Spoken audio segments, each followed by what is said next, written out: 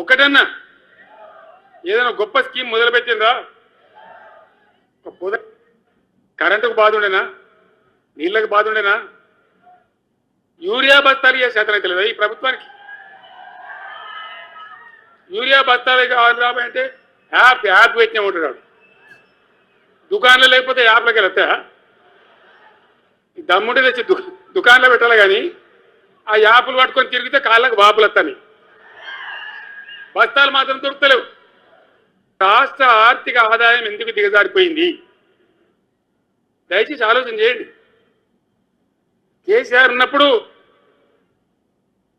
Real estate ఎట్లా ఉండే? రైతుల భూముల ధరలు ఎట్లుండే? హైవే పక్కకుంటే 2 కోట్లు 3 కోట్లు, డాంబర్ రోడ్ పక్కకుంటే ₹1 కోటి ధీమా ఉండే రైతులకు. ఇంకా అమ్మాయింద్ర పెళ్లి అంటే పావడంత అమ్మి చేత పోవా, వాళ్ళ దగ్గర అమ్మి చేత బిల్డింగ్ కట్టుకుంటా. ఈరోజు అమ్మేటోడు ఉన్నాడు కానీ కొనేటోడు లేడు. రియల్ ఎస్టేట్ పడిపోయింది. పిల్లలు పాపం చదువుకునే వాళ్ళు ఉంటే వాళ్ళకి విదేశాల్లో సీట్లు వస్తే 20 లక్షల రూపాయలు ఇచ్చాం.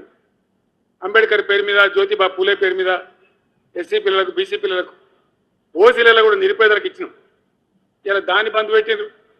వాళ్ళు ఆగమైపోతా ఉన్నారు. ప్రతి గ్రామ పంచాయతీకి ట్రాక్టర్ ఇప్పించినాం అన్నాడు చెత్త తీసేది. ఇలా పనిచేస్తున్నాయా ట్రాక్టర్లు? ఊళ్ళలో ట్రాక్టర్లు పనిచేస్తున్నాయన్నా? మూలకు పడ్డాయి, డీజిల్ పోసే దిక్కులేదు. ఏం చేయాలి? మన జీవితాలకే బాంబులు పెడుతున్నారు. ఆ రోజు కూడా నరేంద్ర మోడీ ప్రధానమంత్రిగా ఉండే ఆయన ఏం చేసిండు? కరెంటు మోటార్లకు మీటర్లు పెట్టాలి, నువ్వు పెట్టాలి కేసీఆర్ అని నా మీద ఒత్తిడి.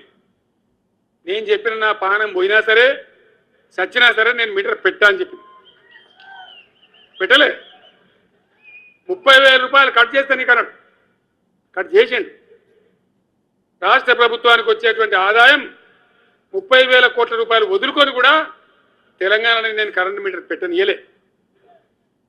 నేను ముఖ్యమంత్రి ఉన్నాను రోజు. ఇవాళ ఏం చేసింది తెలుసా వీళ్ళు మీకు? మీకు తెలియలే. మీరు అమాయకులున్నారు. ఢిల్లీకి పోయి ఒప్పుకున్నారు. ఒప్పుకొని ఏం చేసిండు? అయ్యా బాంచని మీటర్లు పెడతాము, మాకు ఆ పైసలు ఇవ్వండి. కేసీఆర్ వద్దన్నారు కదా మేము తీసుకుంటాము అని ఆ డబ్బు తీసుకొని వీళ్ళే ఈ గవర్నమెంట్ పోయి సంతకం పెట్టి